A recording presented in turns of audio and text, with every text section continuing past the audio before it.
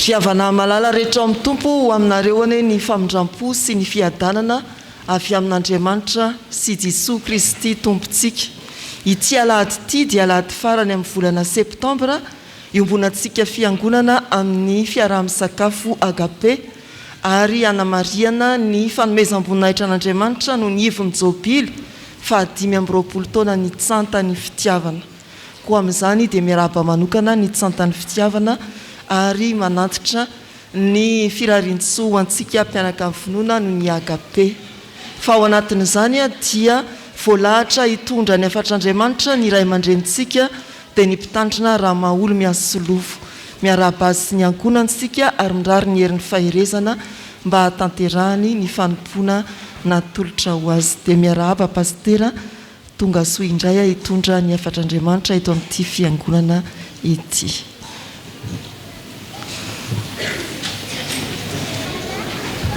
Falmiraban'ny fiangonana amin'ny anaran'i Jesosy Kristy tompo ary manona ny fahasoavany ho aminareo.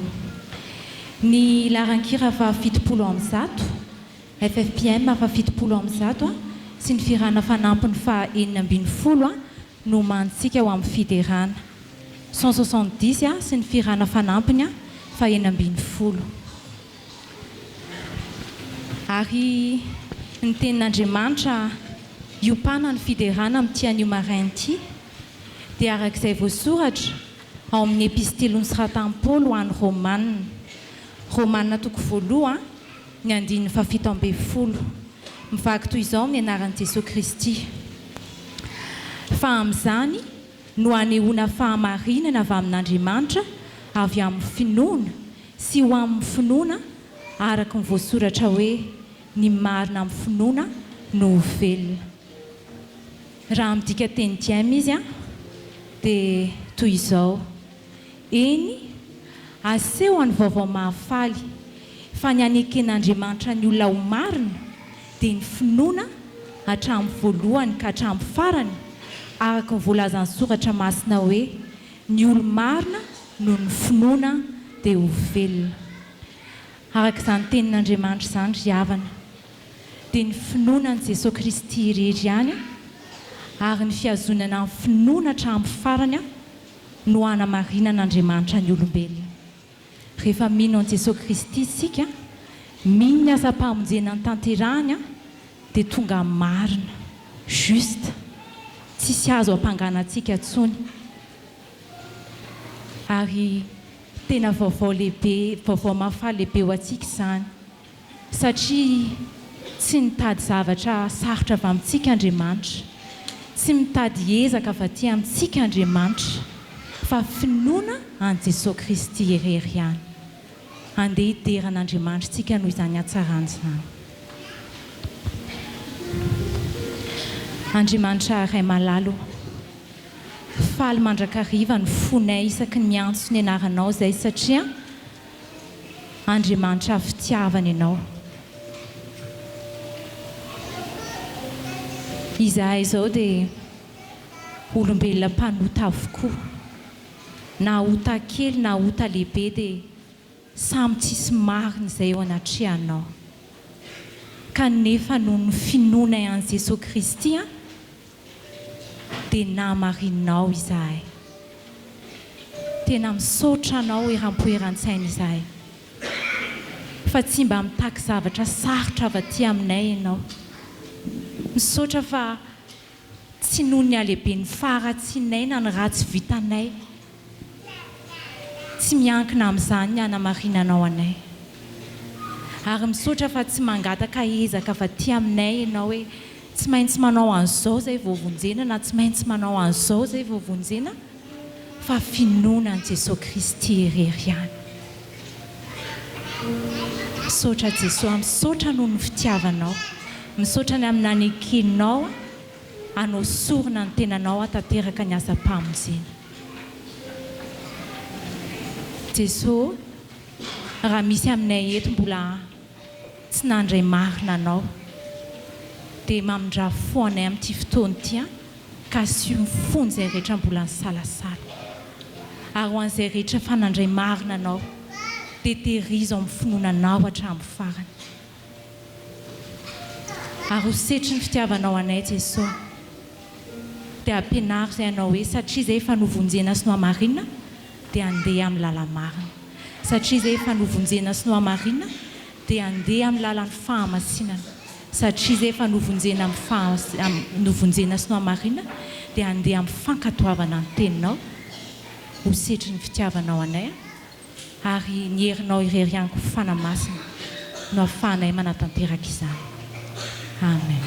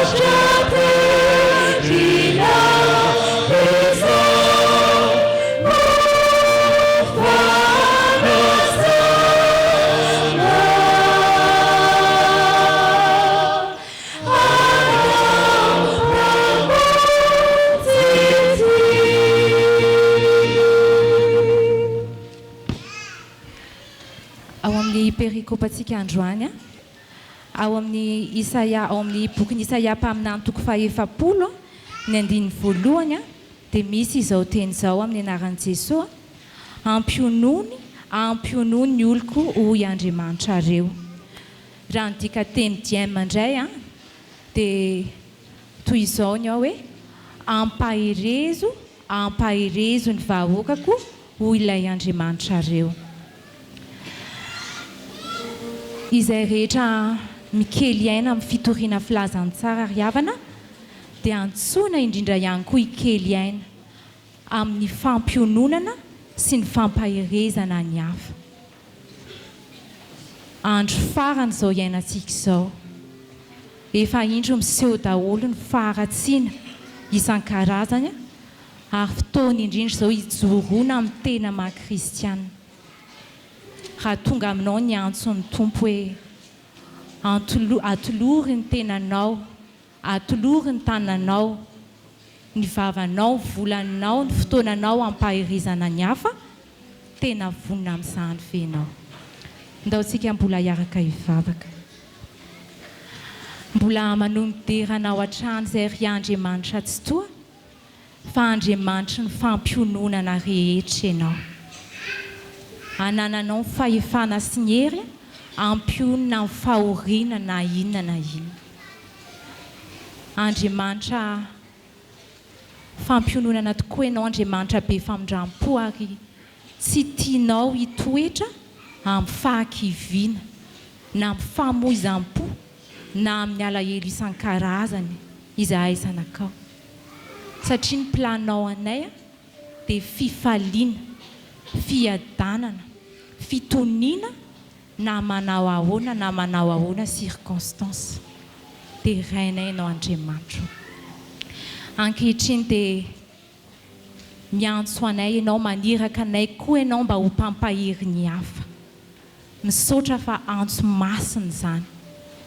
Dia ameo anay ny tiana mafy fa amin'ity anio ity dia ampio izahay, mehoery izahay mba tena anaiko tokoa, tena hoe anolotra ny tenanay, ny tananay, ny vavanay, ny volanay, ny fotoananay ampaherezana ny hafa.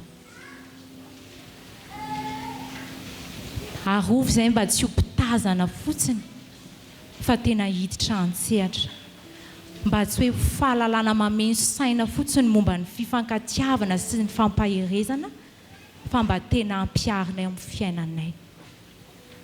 Koa dia mangataka izay mangataka avy aminao izay fanamasina hoe ampaherezo izahay dia omeo fo izahay tena feno fitiavana ary koa fanetretena ahafahanay manatanteraka izany.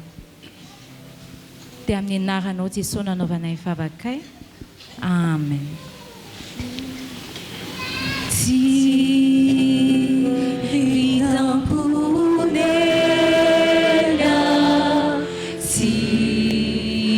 Tsodrano maso ni asapamudena tsy azo atao mifampiandrandraso tsy azo ifanerena mila fandavantena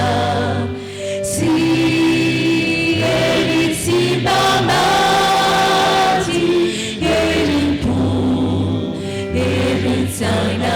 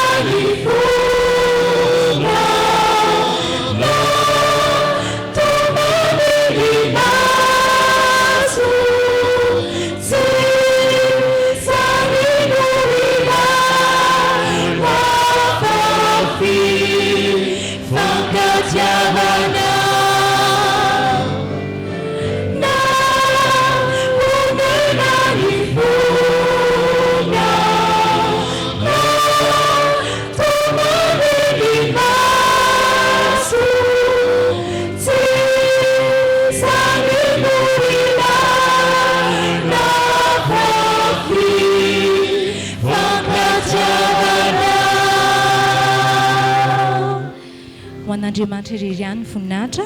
Amen. Anio Alahady 5 Septambra 2024. Alahady 5 manaraka ny Trinité. Alahady Fitondrana ambavaka ny sampanasa FFP manerana ny sahany Fjkm. Alahady iombonatsika Isotry Fitiavana amin'ny sakafo agape. Alahady koa natokany fitandremana Isotry Fitiavana Fitondrana ambavaka ny Ivon'ny fankalazana an'Andriamanitra noho ny Jobily 5 taona ny antoko-pihira Tsanta'ny Fitiavana. Ibanjinatsika ny lohahevitra hoe mikeleza aina amin'ny asa fitoriana. Ny liturjia amin'ny endriny fahatelo no anatanterantsika izao Fanompoam-Pivavahana izao. Mbola ao anatin'ny taom-pankalazana an'Andriamanitra noho ny 510 taona ny fiangonana isika, mitsangana anatanteraka ny Hira zanaka malala.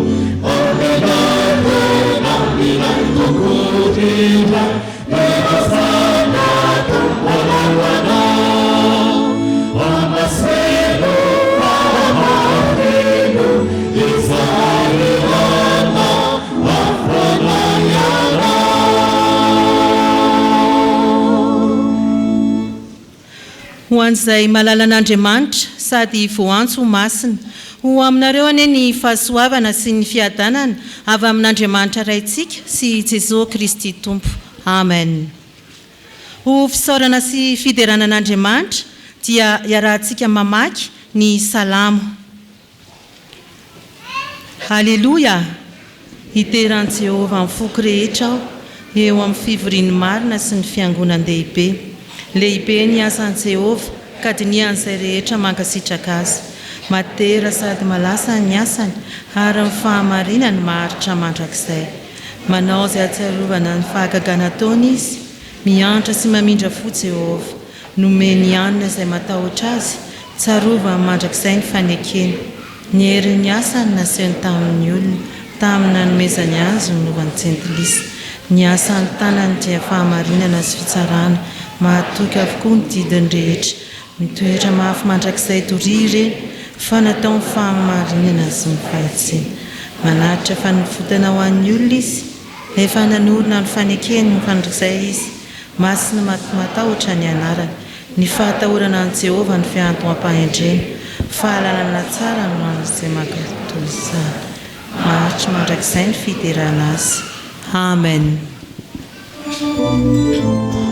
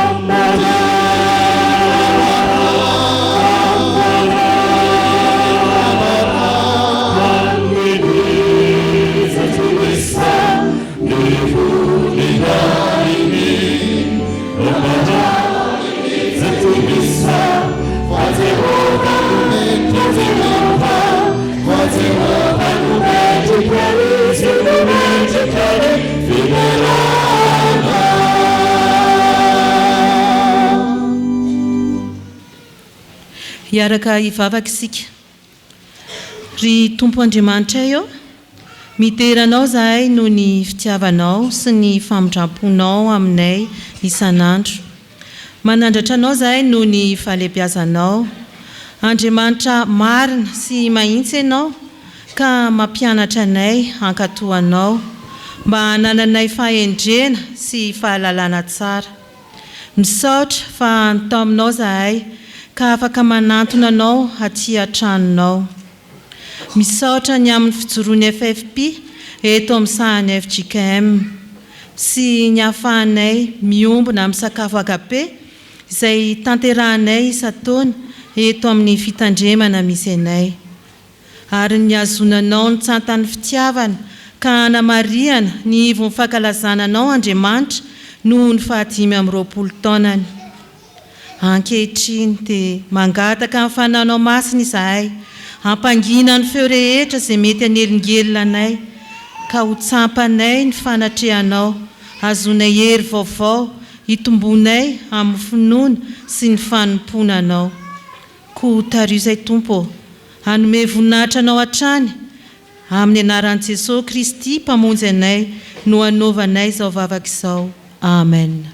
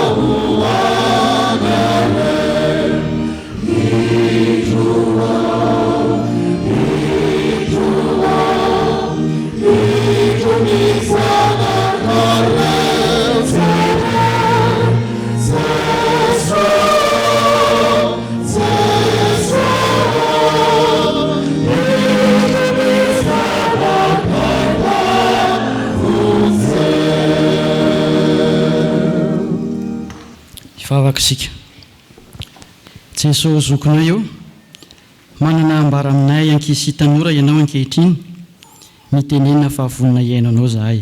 Amen. Mipetraka isika. Sokafy ny baibolitsika ao amin'ny Romanina toko voalohany. Romanina toko voalohany dia ny 9:20 tapany A. Romanina toko voalohany ny 9:20 tapany A. Dia rehefa hita dia andeha isika ankizy sy tanora rehetra hiara-mamaky amin'ny anaran'ny Tompo manao hoe fa tsy menatra ny filazantsara aho. Ahoana tsara hoe raha nanomboka ity volana ity isika dia hoy ny fampianarana ho an'ny ankizy sy ny tanora tamin'ny alahady voalohany hoe lozako raha tsy mitory ny filazantsara aho. Dia mamarana n'izao volana izao isika dia hoy indray ny soratra masina amintsika hoe fa tsy menatra ny filazantsara aho. Dia ahoana moa izany tsy menatra izany ry ankizy sy tanora? Hitantsika tsara angambany ireny fa mpakafy fanatanjahantena ireny. Raha isika akaiky be zao ny baolina kitra, mahasamy mihitsy ny mpanohana an'ireny baolina kitra ireny mitafy an'ireny maillot ireny dia mirehare izy manana an'iny. Dia rehefa misy match dia tsy menatra izy fa manohana foana ny ekipany. Dia ao koa ireny olo malaza na mpanakanto ireny manahaka azy ny mpakafy azy tsy menatra eo amin'ny fomba fiakanjo, ny famindra, ny fihetsiketsika rehetrarehetra tsy mahamenatra azy satria ankafiziny.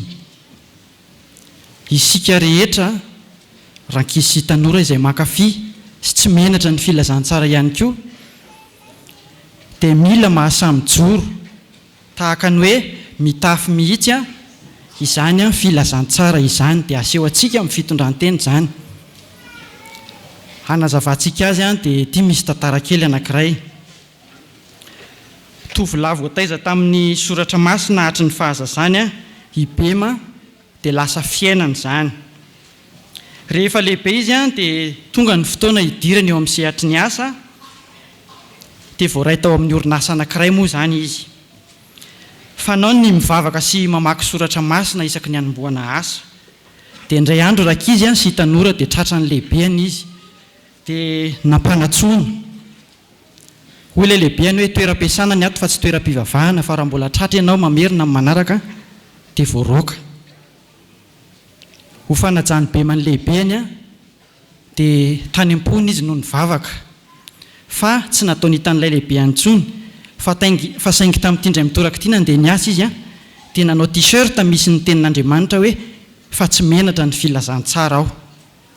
Dia avy hatrany dia nanatona ilay lehibe ka nandraoana izy sady ny teny hoe alohan'ny andehananao sy elanao ato mba aseho ary hoe zany tsy menatra ny filazantsara zany.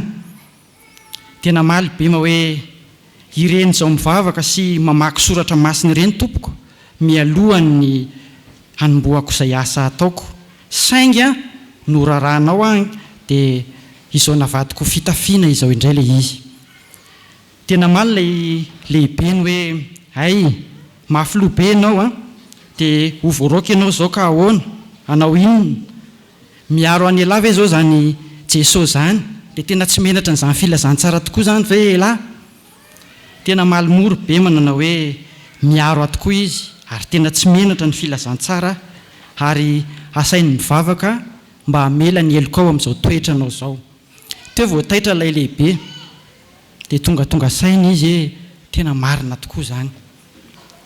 Avelantsika eo rankizy sy tanora ny amin'ny bema sy ilay lehibeany fa ny zavatra taty aoriana kosa nefa dia izao hoe ilay lehibe io dia lasa nampiofana ny mpiasa rehetra tao aminy lasa mivavaka isaka ny hanomboka ny fotoam-piasana rehetra amin'ny andro rehetra.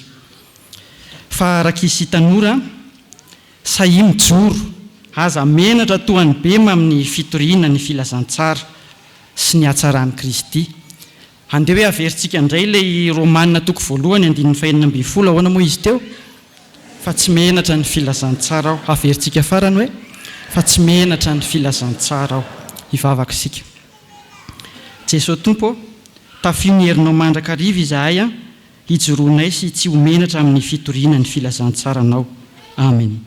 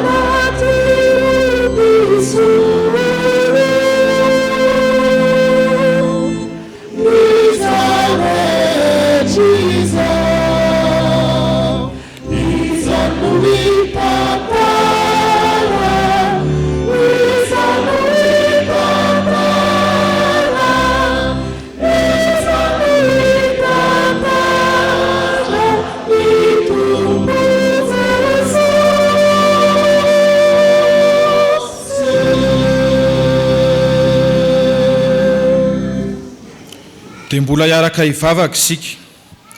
Andriamanitra, misaotranao izahay raha mbola nomenao ity andro anio ity ahafahanay miara-mivavaka ato an-tranonao. Ankehitriny izahay raha mamaky ny teninao dia mangataka ny fanahinao masina hirotsaka ty anatinay tsirairay avy mba hampitoetra izany teninao izany amin'ny fiainanay. Amin'ny anaranao Jesosy Kristy no anaovanay izany vavaka izany. Amen. Araka ny mahazatra eto amin'ny fitandremana isotry fitiavana dia ny baiboly diema no hamakiana ny teny isaky ny alahady farany amin'ny volana ho fampatsiahivana ny antom-bavaka Jesosy Kristy sy ho mariky ny fiombonan'ny kristianina. Iaraka maksian'ny soratra masina isika ao amin'ny fanekena taloha bokin'ny Salamo, Salamo 220 manomboka amin'ny 220 ka hatramin'ny 130. Koa hanambarany lazanao amin'ireo namako aho ary hideranao rehefa miangona izahay. Miderany Tompo ianareo mpanaja azy. Aoka nome voninahitra azy ianareo rehetra taranaka Jakoba. Aoka hangovotra eo anatrehany ianareo rehetra taranaka Israely. Fa tsy nohamavony na notebainy ty mahantra izay vesaram-pahoriana. Tsy nandany hifanatry tava aminy izy fa niainy tokoa ny tarainany. Tompo, ianao no azahoako mideranao rehefa tafangona maro ny vahoakanao. Eo anatrehan'ireo mpanajanao no hanefako ny voadiko taminao. Asaiko amin'ny sakafo tsorina ny ory, hihinana ny izy ka ho voky. Hideran'ny Tompo any ireo mitady azy ka ho finaritra, ho ela velona. Aoka ny vahoaka hatrany amparany tany ahatsiaro ny Tompo ka hiverina aminy. Aoka ny fianakaviam-ben'ny fireneny rehetra samy ho tonga iankohaka eo anatrehany. Fa ny Tompo no mpanjaka, izy no manapaka amin'ireo firenena. Eny, iankohaka eo anoloany aza ireo rehetra matory ao ambanin'ny tany. Andohalika avokoa eo anatrehany izay rehetra miverina ho vovoka satria tsy nisy aina intsony.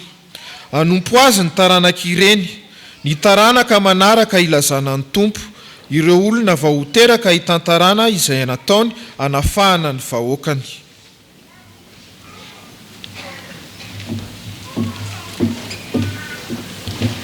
Ho tohizantsika ny famakiana ny soratra masina ao amin'ny fanekena vaovao filazantsara araka ny Matio. Matio 10 andininy 1 ka hatramin'ny 20. Ary ho faranantsika ny famakiana ny soratra masina ao amin'ny epistily ho an'ny Romana. Romana 1 andininy 17 ka hatramin'ny 17. Rehefa hita dia ho vakiana amin'ny anaran'ny Tompo. Dia nantsony Jesosy ny mpianany 12 lahy ka nomeny fahefana androka fanahy maloto sy ahasitrana ny aretina mba amin'ny rofo rehetra. Ary izao avy no anaran'ny apôstôly 12 lahy. Voalohany i Simona izay atao hoe Petera, dia Andrea rahalainy, i Jakoba sy Johany rahalahy zanak' Zebedeo, i Filipo, i Bartolomeo, i Thomas, i Matio ilay mpamory hetra, i Jakoba zanak' Alfeo, i Tadeo, i Simona Kananeanina ary Jodasy Iskariota ilay nanolotra an' Jesosy. Izy 12 lahy ireo dia nirahan'i Jesosy sady no afatra farany hoe aza mandeha any amin'ny faritra honenany hafa firenena ary aza miditra amin'ny tanànany Samaritana. Fa leo manatona ny ondry very dia ny vahoaka Israely. Ary rehefa mandeha ianareo dia manaova antsoavo hoe efa tonga ny fanjakan'ny lanitra. Sitrano ny marary, atsangano velona ny maty, diovy ny marary hoditra, roainy demony. Na azo mamaim-pona ianareo ka manomeza mamaim-pona. Aza mitady vola ao atao am-paosy, na volamena izany, na volafotsy, na varahina. Aza mitondra kitapom-batsy ho amin'ny dia, na akanjo isoloana, na kapa, na tehina, fa ny mpiasa dia mendrika homena izay ivelomany. Tiako fantatrareo ry havana, fa matetika aho no manam-pikasana katy aminareo, saingy azo tsampina ihany hatramin'izao. Dia azo vokatsoa eto aminareo koa manko aho, toy ny tany amin'ny hafa firenena sasany. Saingy ananako adidy avokoa, na ny Grika, na ny firenen-kafa, na ny manam-pahaizana, na ny tsy nahita fianarana. Hany ka maika ery aho hanambarany vaovao mahafaly aminareo aty a Roma koa. Fa tsy menatra ny vaovao mahafaly aho, satria io no herin'Andriamanitra ho famonjena izay rehetra mino, dia ny jiosy aloha vao ny hafa firenena. Eny, aseho ny vaovao mahafaly, fa naneken'Andriamanitra ny olona ho marina dia ny finoana hatramin'ny voalohany ka hatramin'ny farany, araka ny voalazan'ny soratra masina hoe ny olona marina no finoana dia ho velona. Amen.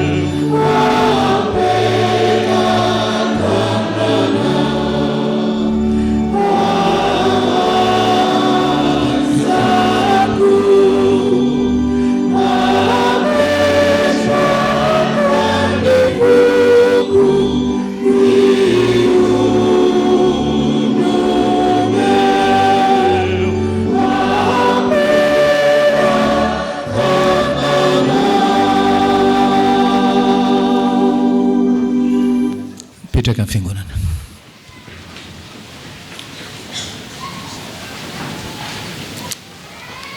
Vavakisika riavana. Tompo malalo arak'izany iranay zany a, eo anatrehanao zahay ary mandinika anay ianao, nandinika anay ianao, tsy misy miafina aminao ny momba anay. Fantatrao tompo momba ny fiainanay, fantatrao zay tokony ampiononana sy ampaherezana anay, fantatrao koa zay tokony antsina anay. Fantatrao loatra koa tompo malalo ny ota zay mbola terizinay sy akamaminay ao am-ponay eo amin'irao fozahay. Reseo lahatra zay ampieko heloka izay a, aravelo heloka izay fa tsy tianay hisy hevitra ampisaraka anay aminao raha iaino ny afatrao zahay mpamonjy eo. Ary dia aoka ny fanahy masina zay nanomeny Tsanta'ny Fitiavana zao teny faneva zao a, no ametraka ao am-pon'ny tsiraray a ny afatrao mpamonjy eo. Zany no vavaka ataonay amin'ny anaran'i Jesosy. Amen.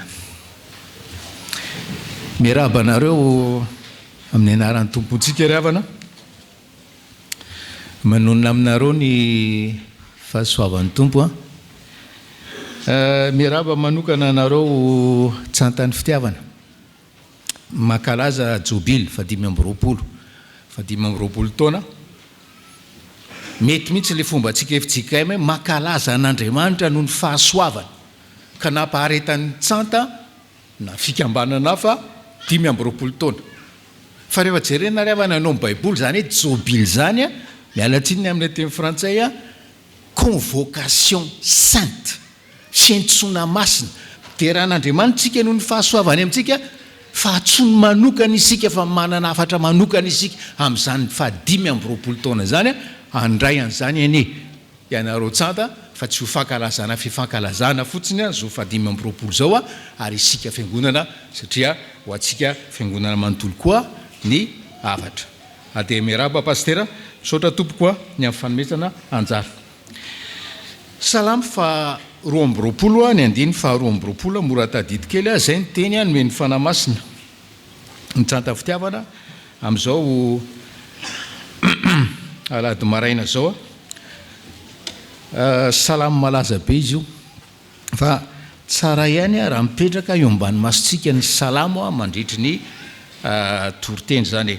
Salamo fa 20 ny andiny fa 20 ndeha raha antsika mamaky amin'ny anaran'i Jesosy zany a, hitory ny anaranao amin'ny rahalahiko aho, eo amin'ny fiangonana no hiderako anao. Hitory ny anaranao amin'ny rahalahiko aho, eo amin'ny fiangonana no hiderako anao. Raha jerena ny titre le salamo fa 20 riavana dia hoe fitarainana mafy noho ny fahoriana ary fisaorana noho ny fahafahana. Lehilahy anankiray, eto mo salamo nataon'i Davida, lehilahy anankiray a nandalo fahoriana lalina, nitaraina tamin'Andriamanitra tao anatin'izany fahoriana zany a, no henon'Andriamanitra vavaka dia nivonjeny a, dia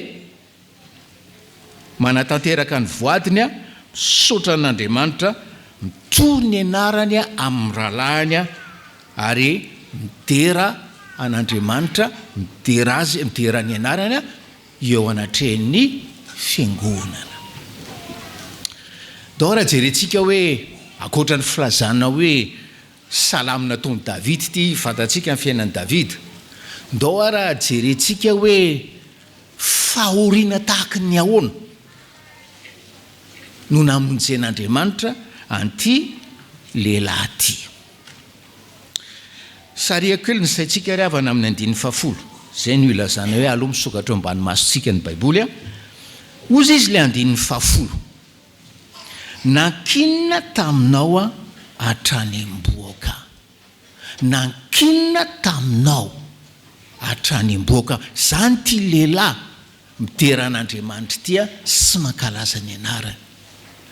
Lehilahy zay nakinina tamin'Andriamanitra hatrany amboaka ary hatrany akibondrenina dia fa andriamaniny Andriamanitra.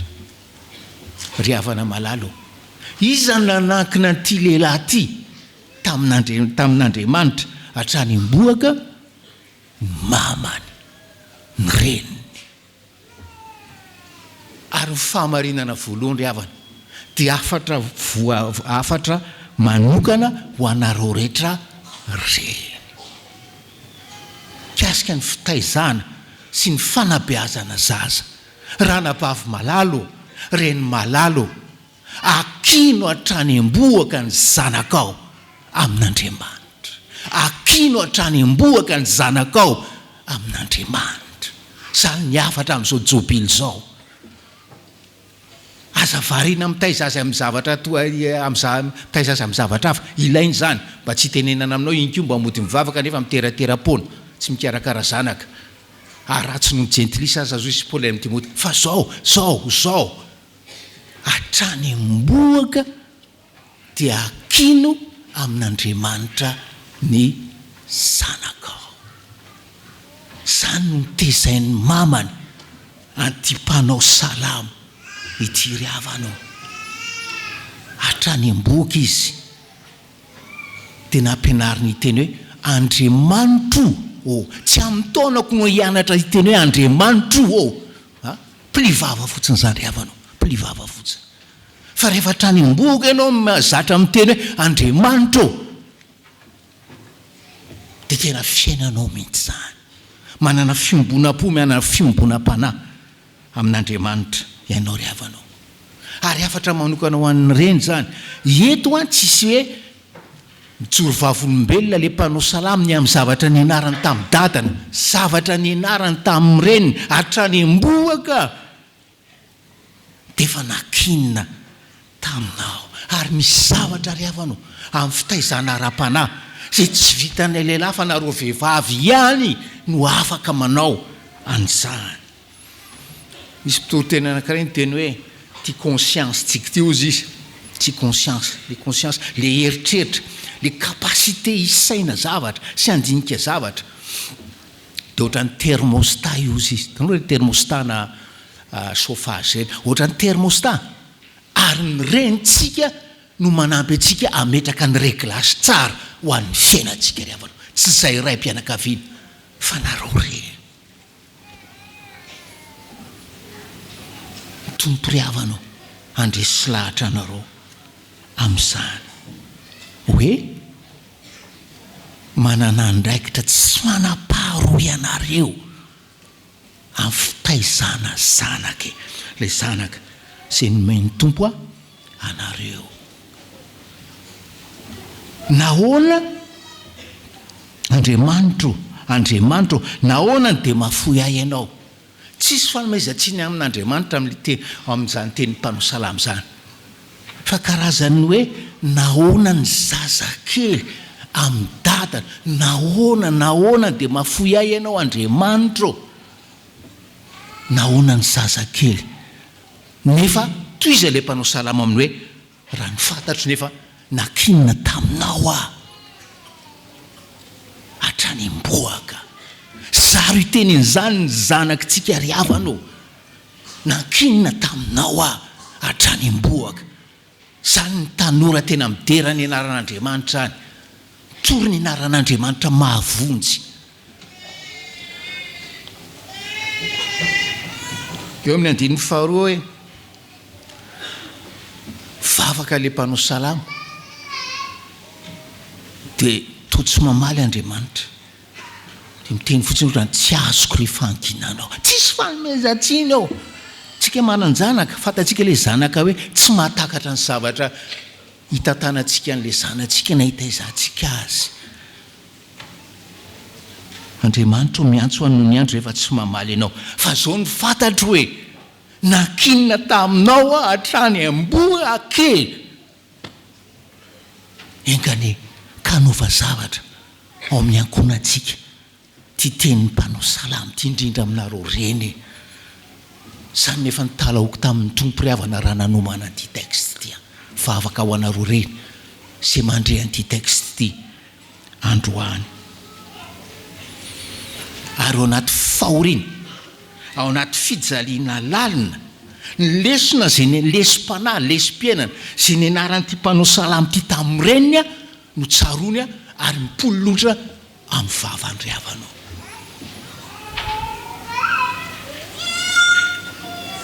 Misaotra ny tompony amin'izany ohatra tsara zany.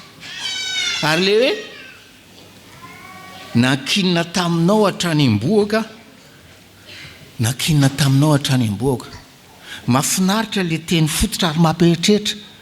Le hoe nankinina taminao dia hoe tena hoe nariana natsipy tany aminao natsipy tany aminao. Sahala amin'ny hoe tsy andry le reny na minitra na segondra fotsiny ara tsy anipazana n'le zanany tanàn'Andriamanitra riavanao satria fatany loatra hoe sarobidy ary zay ny mahasoa le zaza, zay ny sécurité ho an'le zaza, le fanipazana azy, le fanolorana azy an'Andriamanitra. Ary ty zazy ty dia tezain'le mamany mba hitodika mandrakariva amin'Andriamanitra. Ty zazy ty dia nitezain'le mamany mba hoe hitady sy hanovo hery sy fanantenana mandrakariva ao amin'Andriamanitra riavanao. Misy reny anankireto efa nolazaina teto io zay tsy tadidiko intsony. Suzana Wesley. Nanan-janaka 17 izy ary tamin'ireo zanaka 17 ireo no nipirany John sy Charles Wesley. Tena hoe mpitory filazantsara sangany tamin'ny taonjato fa 18. Tena niavaka mihitsy izy mirahalahy reo, zanaky Suzana Wesley izy reo. Dia isan'andro mazava ho azy fa ty Suzana Wesley ty tena hoe nanakina reo zanandreo tamin'Andriamanitra. Isan'andro ny mpandinika dia hoe raisy le zaza 17 raisy ny tsirairay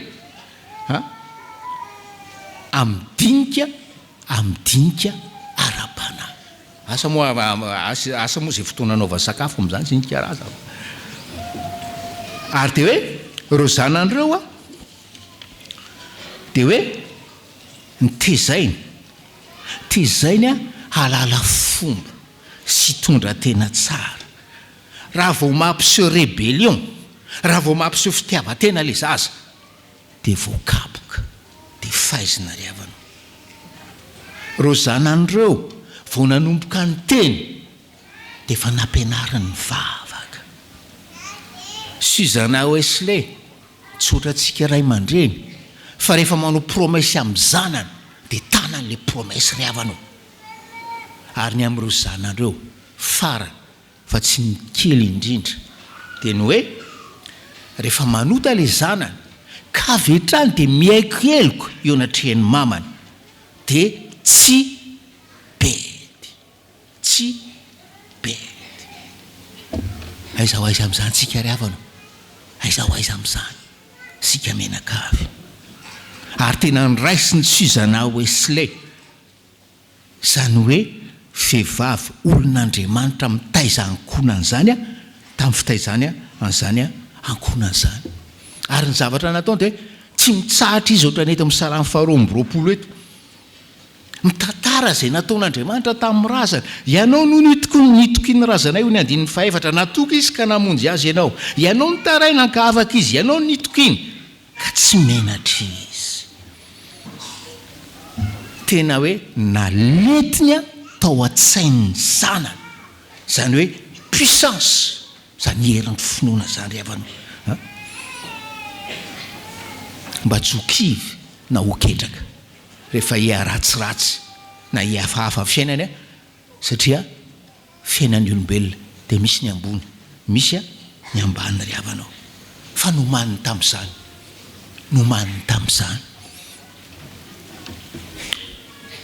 reo zanandreo ry havano inoko moramora foana fa maro aminareo reny eto no tsy nanatsainana tsy nanana heritreritra hoe voenonareo tao akibo hoe to mitoejaza zany dia nanana réflexe hoe andeha akiniko amin'Andriamanitra dia ny atomboako ty zanako ty fona amin'Andriamanitra ianao hoe fona amin'Andriamanitra izy amela heloko anao ry havanao fona amin'Andriamanitra izy amela heloko aminao ary ho famaranana zao famarina voalohany zao ndao tsika sianao hiara hivavaka eto anolotra ny zanakao eo an-tanan'Andriamanitra vavaka pastera fampiarana le famarinana voalohany dia mamerina le frazy ataon'ny pastera ianareo frazy roa na telo zay ray malalo misaotranao zahay ny vehivavy zany miara mivavaka amiko ray malalo misotranao zahay ny amin'izany teny maminao zany anareo ry havana fonako ny amin'ny tsy nahaizako nametraka taminao ny zanako tiany tany amboaka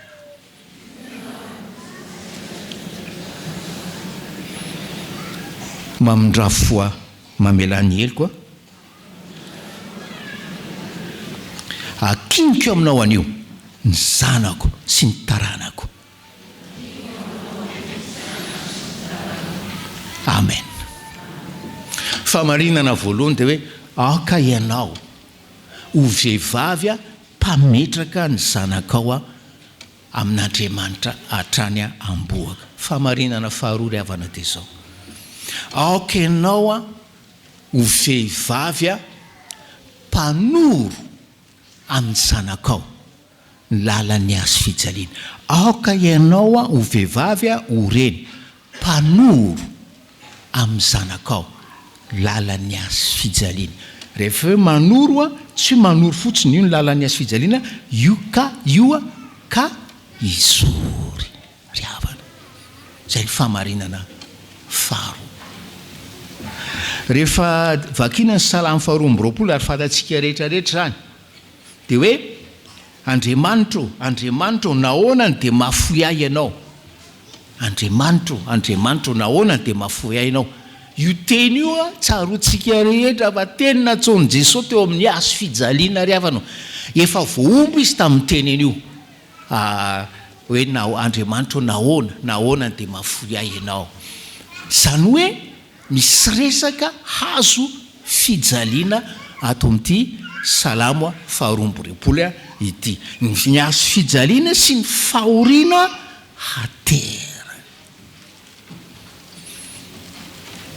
dia ity salamo faharoa amby roapolo ity ry havana tsy anam-potoana moa tsika hitanysaina azy fa tena mandeha be mihitsy ilay fotoana fa tena hoe maro amin'ny zavatra ambarany fahoriana sy ny fijaliana ambaran'ity salamo faharoa amby roapolo ity maro amin'ity ny zavatra ny ainan'i Jesosy teo amin'ny azo fijaliana raha jerenareo ny andininy faharoa amby folo ohatra andininy faharoa amby folo mitangorona amiko reo omby lahibe ny maherin'ny basana manemitra azy reo omby lahibe reo dia hoe le toro ngeza be avao basana ao antsinanan'ny Tsodrano satria tany lemaka dia ngeza be le omby lahy jiosy ny lazain'ny mpanao salama io le hitanao reo amin'le corrida reny le jiosy le toro le hoe andeha anafika an'le anina le torero zany zay le izy le jiosy ataoko malaky izy fa mandeha be le fotoana eo amin'ny andiny fahinina amby folo indray dia hoe tangorona amiko ny ambo ny fiangonany ratsy fanahy tangorona amiko ny ambo eo indray ozy izy mpandinika dia hoe ny gentilisa voalohany zany le jiosy faharoa le gentilisa reo zany ny mampahory reo zany ny mampijaly an Jesosy teo amin'ny azo fijaliana le omby lahibe milaza hery le amboa milaza fahasiana ary zany amboa na alika zany teo amin'ny jiosy milaza ny gentilisa ary milaza falto zay zany zavatra mitranga teo amin'ny azo fijaliana ary natserovan'i Jesosy fahafoizana moa le fomba itenenana azy fa hatramin'ny farafofinainy Jesosy ry havanao hatramin'ny farafofinainy Jesosy dia zanaka malala ary zanaka sitrak'Andriamanitra fa misy fotoana tahaka izany tapaka le fiombonana amin'Andriamanitra ary eo tonga ota izy teo amin'ny azo fijaliana teo dia tafasaraka tanteraka tamin'Andriamanitra zay mahatonga azy hoe nahoana dia mahafoy ahy ianao nisy ankizy kely anankiray zay telo taona izy zay sa efa taona manana tsisy ny zandra indrindra mananjoka izy fa izy io a mananjoko telo na efatra izy io a any mama foana any mizipony mama foana manaraka mama foana ao an-trano a mandeha metsena amin'ny mamany a mandeha marasalamba amin'ny mama tsy nikarazany any foana izy ary ianao ty ve maninona tsy mba mandeha milalao miaraka amin'ny zokinao miaraka amin'ny zandrinao maninona tsy dia mamaky boky mandrana mijery tele ao foana izy dia ozy izy farany dia ozy izy le ankizy kely tsy zany mama fa zao ny tenen'ny mpampianatra sekoly lady anay nareo izy izy a manarahany Jesosy ary aza manalavitra azy mihitsy ary hoa mandinika ny fiainany mama dia moana mama Jesosy zany firariana ho anareo rehetra ry havanao tsy asaraka anareo ny zanakareo satria hoe nafarany izy aza misaraka amin'ny Jesosy ary efa mitentsika hoe aokenao ho vehivavy ho reny manoro amin'ny zanakao ny lalan'ny azo fijaliana dia hoe arahany zanakao ianao any amin'ny lalan'ny azo fijaliana ka rehefa sendra ny ombola mahery ny basana izy fahavalo masika zany dia tsy atahotra izy hoe ny mamanay ny nanoro an'ity lalanyity ary efa nelolalana teto tamin'ity Jesosy ary tsy nelolalana fotsiny Jesosy fa eto kaiky izy miara manatrika amiko amin'ireo ombola be ny basana reny zany ry havanao engany ny zanakitsika ry havanao rehefa tonjy ny amboa sy ny fiangonany ratsy fanahy masika atsiaron'ny reniny ka hiteny hoe mamanay ny efa natondra tamin'ity ary fantatra fa efa nilalovany Jesosy koa zao ary eo kaiky izy amin'iny hitangorona ny amboa anaikitra zany le izy ry havanao zany ary tsisy ankizy hianatra ny lalan'ny azo fijaliana zany raha tsy nareo reny manoro azy zany lalan'ny azo fijaliana zany ary manaiky azy mampanaiky azy zany lalan'ny azo fijaliana zany ary dia aza vao amin'ny zanakareo fa teo amin'ny azo fijaliana Jesosy no naneo ny fitiavany antsika Jauna 13 tiatsika hatramin'ny farany izy il nous aime à l'extrême teo izy nampiseho an'izany ry havanao teo izy nampiseho an'izany ninina manjoanao teo izy nandatsaka ny rano anafahana anao sy anadiovana anao amin'izay mbola mahaloto anao zany dikan'io azo fijaliana io tsy ny azo fijaliana tsy ambozonana fa lalana isorana ary io raha nalatsaka teo amin'ny azo fijaliana io ihany no manana hery andravana ny asan'ny Satana mbola mangeja atsika fiangonana ry havana malalo zany masarobidy an'io azo fijaliana io ka dia manompoko zao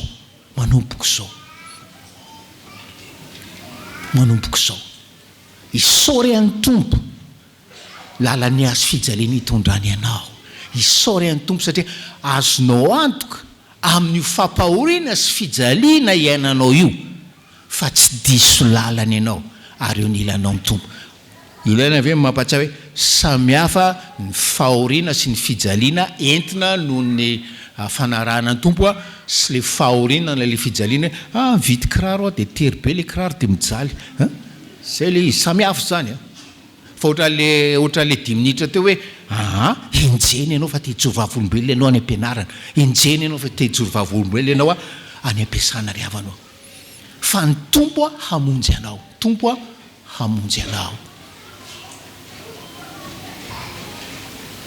fa izy miheny ny fitarainanao ary spécialité ny famonjena ny olona zay mitaraina ry havanao fa nisy sarihana saintsika amin'ity hoe teny hoe Andriamanitra nahoana dia mafoy ay ianao, nahoana dia mafoy ay ianao. Hitantsika izy eo Matthieu 7:20 donc jerentsika fa zay namarana antsika azy misy famarinana fahatelo fa mijery famantaranandro efa lava be fa zay namarana antsika azy Matthieu 27 Matthieu 27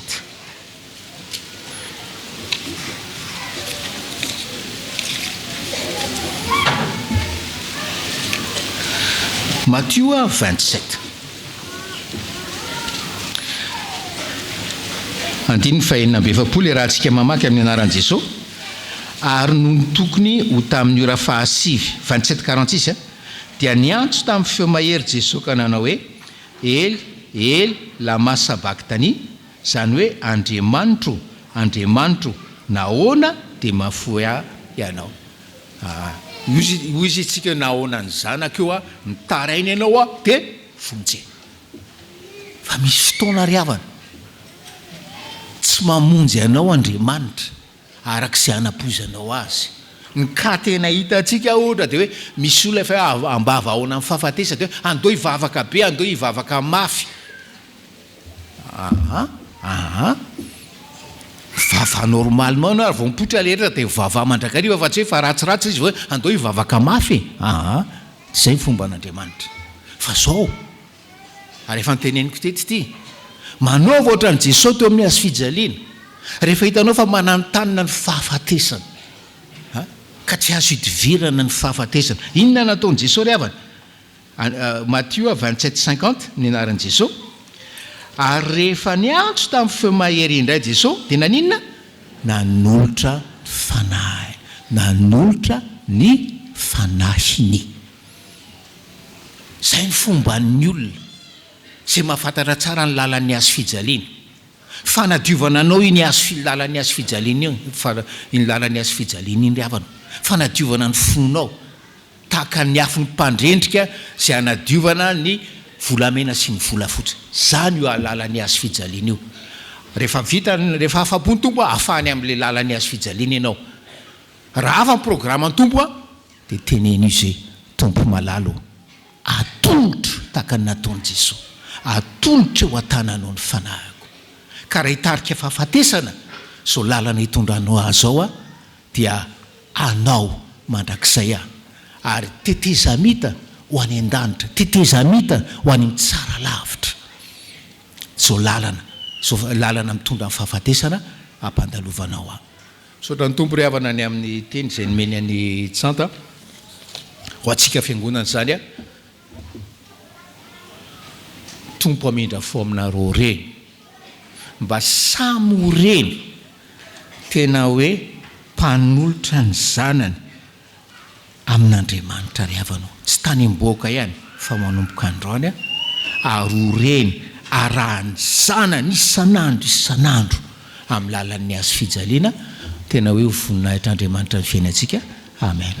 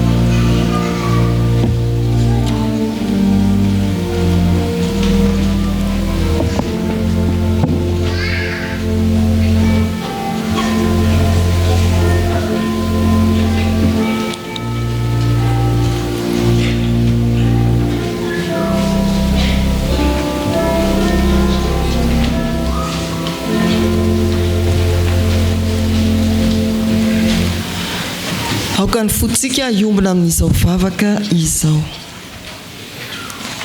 Ny andro manokana toy izao Andriamanitro dia andro miavaka iarahanay mandray indray ny antsonao masina ary irosonay amin'ny dinga mpanoloran-teny takin'ny teninao ny sitraponao araka ny afatra nampitondrainao ny mpanomponao dia tsy manomboka eny atenatena ny fiainana ny fiantsonao fa miaiga indrindra raha vao any amboaka azy izahay.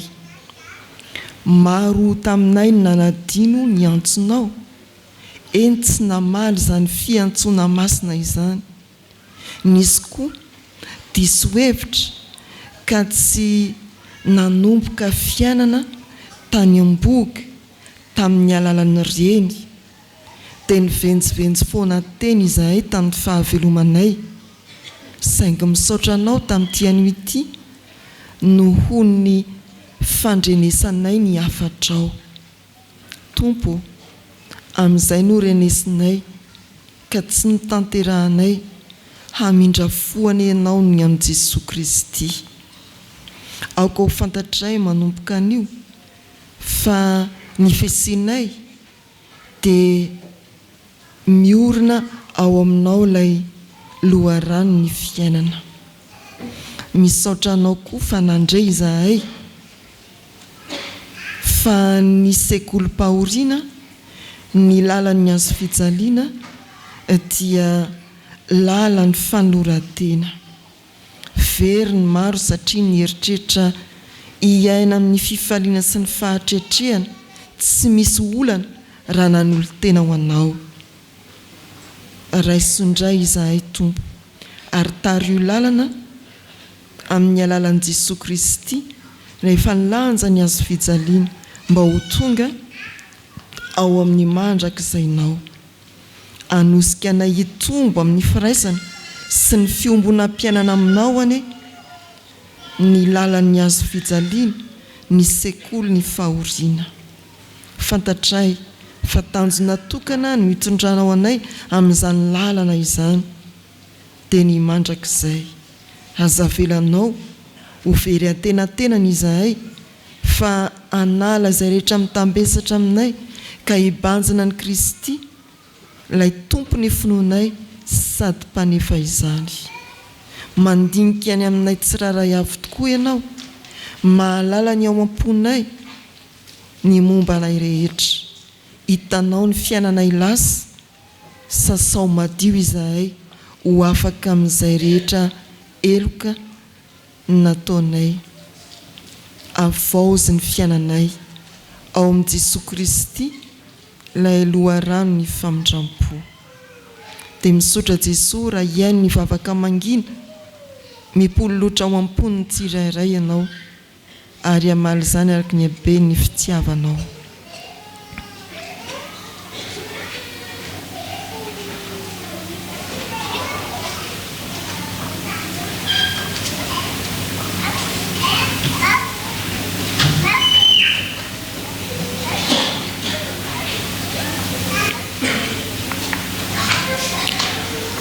Andriamanitra aza ela ny amin'ny famindramponao ny amin'i Jesosy Kristy ny zanakao.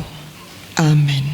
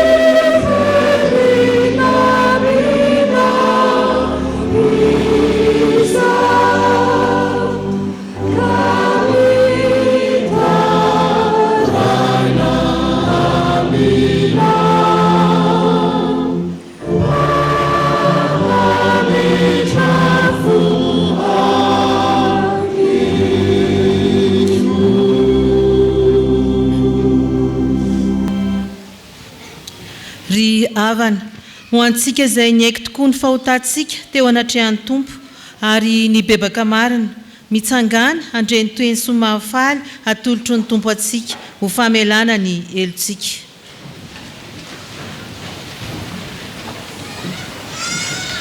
Fa fahasoavana no namonjenanareo amin'ny finoana ary tsy avy aminareo izany fa fanomezana avy amin'Andriamanitra, tsy avy amin'ny asa fandrao isirehare fa asany isika voaforona tao amin'ny Kristy Jesosy mba hanao asa tsara izay namboarin'Andriamanitra rahateo mba hanandehanantsika eo aminy. Ambara amin'ny anaran'ny tompo fa voavela ny elokareo no ny anaran'ny masina mideran'ny tompo. Amen.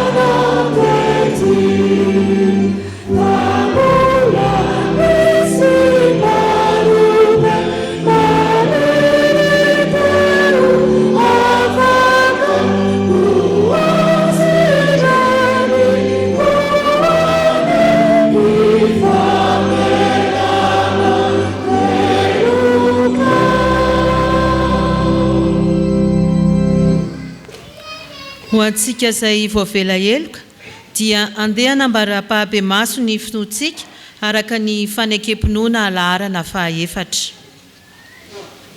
Manambara ny finoantsika an Jesosy Kristy isika dia araka ny teny Jaona mpanao batisa hoe indro ny zanak'ondrin'Andriamanitra izay manaisotra amin'ny fahotany izao tontolo izao. Sy araka ny teny nataony Andrea hoe efa nahita ny Mesia izahay.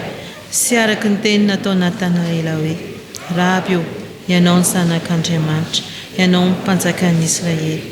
Sy araka ny teny nataony Samaritana hoe tena agny nandre fa fantatray fa izy koa mpamonjy izao tontolo izao. Sy araka ny teny nataony Petera hoe ianao ny zanak'Andriamanitra velona, ianao ny manana ny tenin'ny fiainana mandrakizay. Sy araka ny teny nataony Tomasy hoe tompoko sy Andriamanitra. Amen.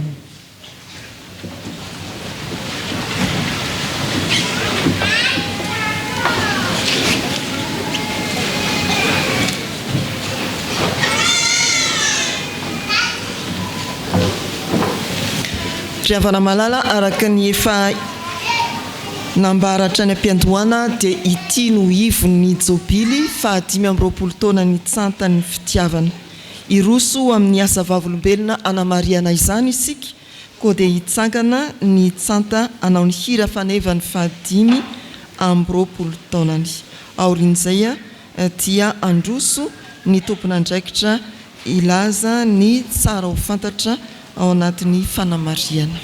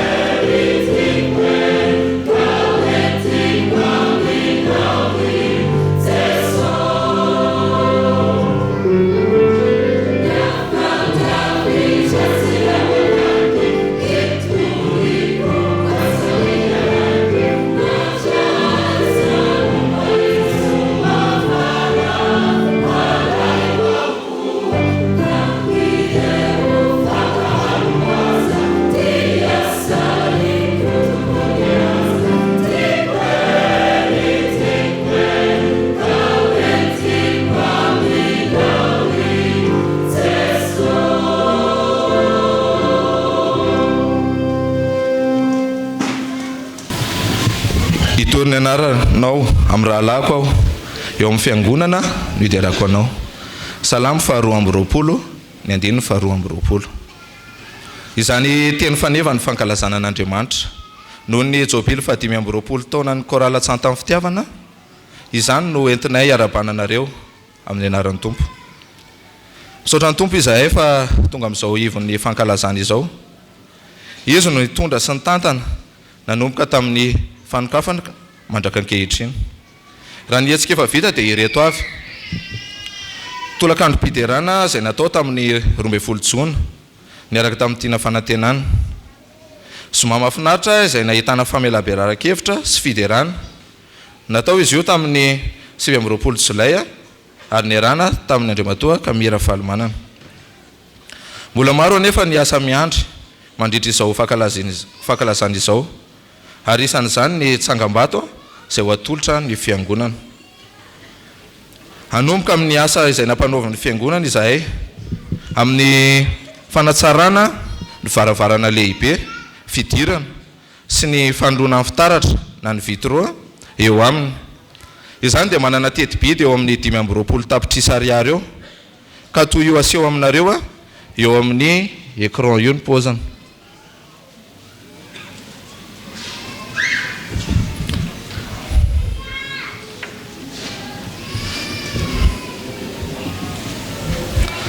Koa manentana anareo sady amin'ny fanohananareo ny antoko-pihira ahafahana mahatratra io tanjona lehibe sy goavana io. Ary afaka manantona ny komitin'ny fankalazana sy ny brantsanty anareo amin'izay anjara biriky afaka omenareo. Ary isaoranay sady ny amin'izany fanohananareo anay izany. Manaraka izany dia maro ny nangataka ny amerenana ny tolakandro Fitondrana izay nataonay satria betsaka ny tsy tafiditra tao amin'ny akanto tamin'ny farany teo. Koa averinay izany ny an'io tolakandro manomboka amin'ny 4 ora atao am-piangonana ary mbola iarahana manatanteraka amin'ny tiana fanantenana. Noho izany manasa antsika rehetra na ireo efa tao tamin'ny farany na ireo izay mbola tsy tao fa iaraka hideran'Andriamanitra isika ary iaraka akafankaherezana sy fampitrotro ambavaka. Tongava fa tsy very fotoana ianao. Hotokanana amin'io ararivo ihany koa ny fanamiana vaovao izay natao nandritra izao fankalazana izao. Mbola isy ihany koa ny hetsika hafa mandritra ity taona Jobily ity toy ny famelabearan-kevitra sy ny asa-panahy maro. Manentana an'ireo izay olona mbola tsy ao anatin'ny sampana eto amin'ny fiangonana anatevin-daharana ny antoko-pira Tsantan'ny Fitiavana. Manomboka eo amin'ny 15 taona no afaka miditra ary ho an'izay latsak'izay dia omeny ray aman-dreny fahazahoan-dalana. Izaka ny sabotsy ny fianaran-kira manomboka amin'ny 2 ora sasany tolakandro. Tsy ho an'izay tia mihira ihany izao fanantenana izao fa ho an'izay manan-talenta amin'ny fitendrena ihany koa dia mandray anareo izahay. Ety ampamaranana ary dia mangataka aminareo izahay mba hivavaka ho anay ny mba haretanay amin'izao asa nampandraketin'ny Tompo anay izao sy ny hanohananareo anay amin'izay asa rehetra mbola miandry. Itoriny anaranao amin'ny rahalako aho eo amin'ny fiangonana no iderako anao. Ho an'Andriamanitra irery ihany ny voninahitra. Amen. Mangataka ny mpikambana ao amin'ny Tsantan'ny Fitiavana sy ireo maintimaly mba hitsangana.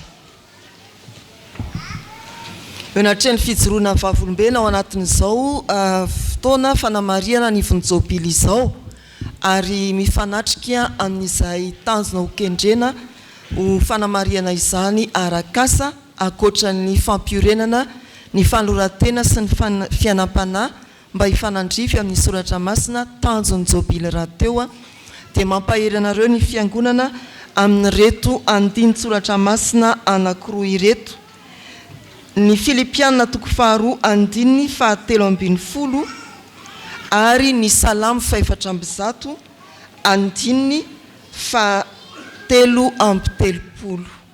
Vakina amin'ny anaran'ny Tompo mifanesy izany. Fa Andriamanitra no miasa ao anatinareo na ny fikasana na ny fanaovana atanteraka ny sitrapony. Hihira ho an'i Jehovah raha mbola velona koa, hankalaza an'Andriamanitra aho raha mbola miaina koa. hivavaka isika. Isaorana ianao Andriamanitra ny mbola azahoana mahatsiaro ny tana maherinao, ny tantana nandritra ny 520 taona nijoroany antompo Hira Tsanta'ny Fitiavana. Ankasitrahananao indrindra ny tananao mampijoro izany Tsanta'ny Fitiavana izany ankehitriny, na ny amperinasa na ny mainty milaly, ary ahafahanay mitodika aminao lay tompony fiantsoana manavao ny fanorantenanay tsiraray avy. Mankasitraka tompo ny mbola ahafahanay mieritreritra koa ampahanasa eto amin'ity fiangonana ity ho fanamariana ny 520 taona nijoroany ny Tsanta'ny Fitiavana. Aminay zandrinao Jisoa dia lehibe tokoa izany asa izany, kanefa amin'ny fahafantarana ianao dia kely izany amin'ny masonao mijery, amin'ny tananao mandray sy manendry. Koa antoka lehibe ho anay ny fitarianao lalana anay Tsanta'ny Fitiavana sy ny fiangonana manontolo hiara-mientana amin'izao tsangam-bato ny Jobily izao. Meo anay ny tananao, omban'izay rehetra ilaina mba azona mantanteraka ho voninaitrao ary ho atsara ny fiangonanao, mitory ny fahatsaranao Andriamanitra lay tompo ny fiangonana. Mino sy matoky izahay, fa izahay koa dia tsy ho isan'izay toy ny fariseo ka isakana ambaravarana, fa tena moa ny varavarany fanjakanao hitaona olona maro ho ao amin'ny fanjakanao, araka ny teny fanevan'ny Jobily hoe hitory ny anaranao amin'ny rahalako aho ary eo amin'ny fiangonana no hiderako anao. Tompo Andriamanitra rainay io, ho sitraka ao tokoany ny antanteraka ny asan'ny reto Tsanta'ny Fitiavana reto ho amin'ny fiderana sy fanomezam-boninahitra anao, anendry ny vavany ianao ho fiderananao ary hamailaka ny tongotra aman-tanany ho an'ny asanao. Iombona amin'izao ny fiangonana ary aza mahafoy na mahasaraka anay anio sy ampitso ho mandrakizay. Amin'ny anaran'i Jesosy ilay fiandohana sy fiafarana. Amen. Aoka hipetraka ianareo.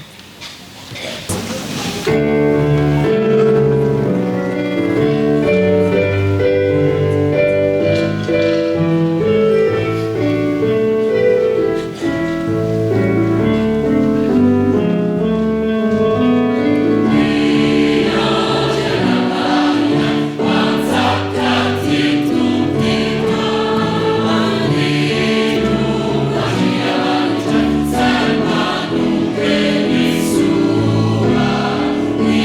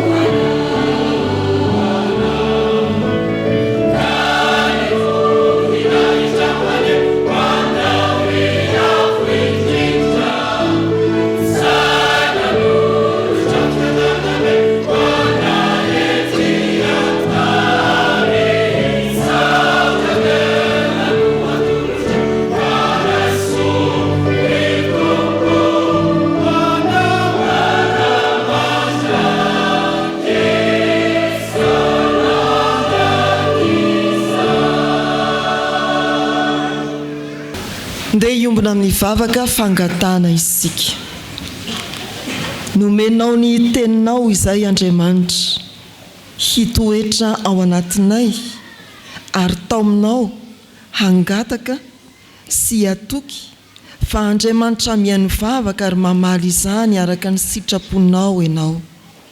Ankehitriny ary dia miombona fosy fanahy izahay ka mitodika aminao lay tompo ny fiainanay, mangataka indrindra Andriamanitra mba hijerenao ny momba anay tsiraray avy ireto amin'ny lafiny ara-panahy, hanatanjaka anay ianao, azahoanay mikely aina amin'ny asa fitoriana.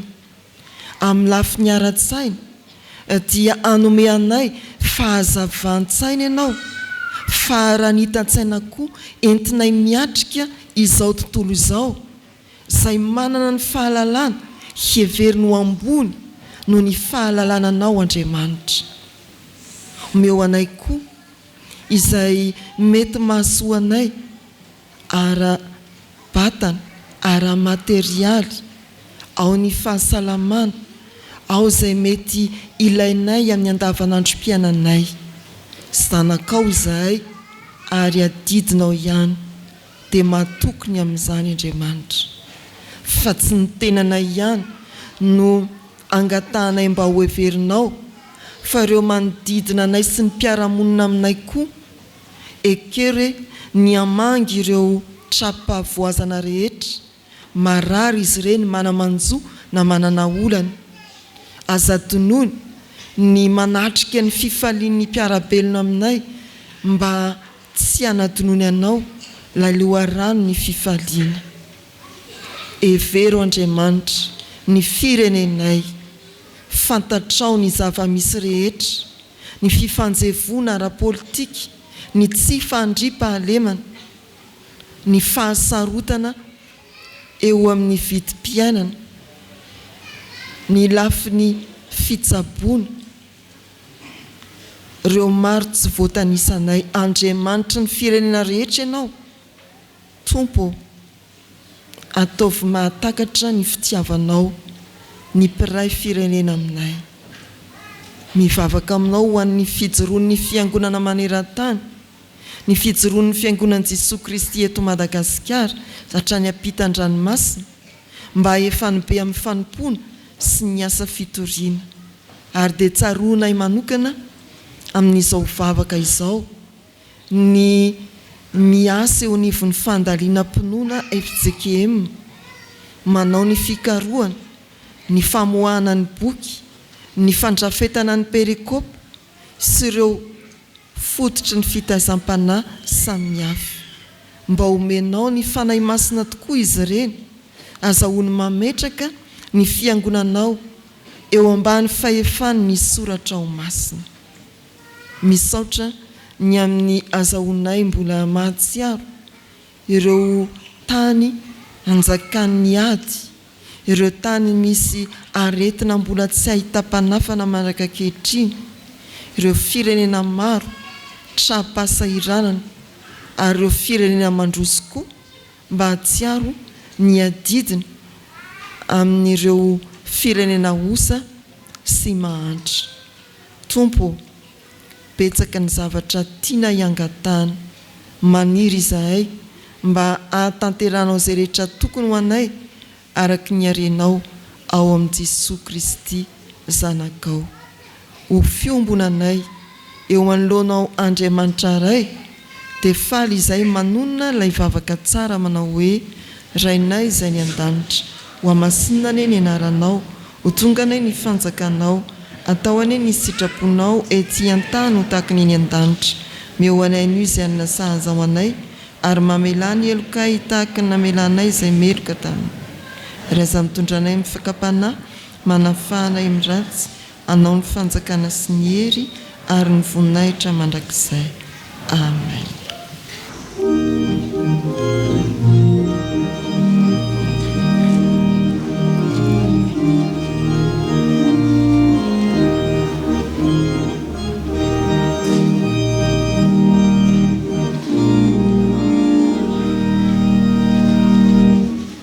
FAHA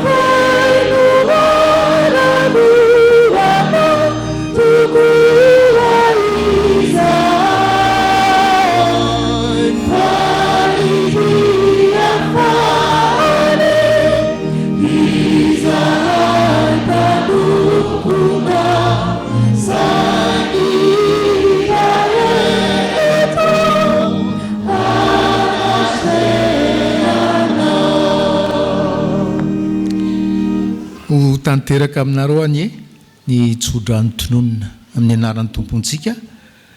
Mitay anao ny tompo ka miaro anao, mampamirapiratra ny tavany aminao ny tompo ka mamindra fo aminao, manandratra ny tavany aminao ny tompo ka manomenao fiadanana. Amen.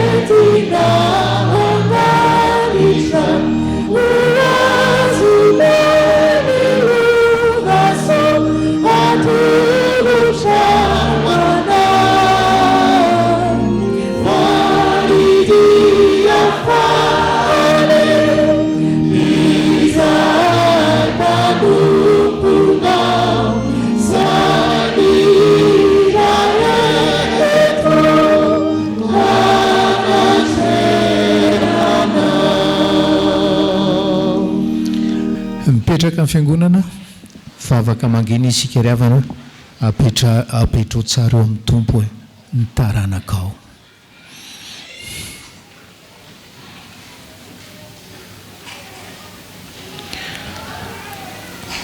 Ho an'ilay Andriamanitra velona irery anie ny voninahitra amin'ny anaran'ny Ray sy ny Zanaka ary ny fanahy masina. Amen.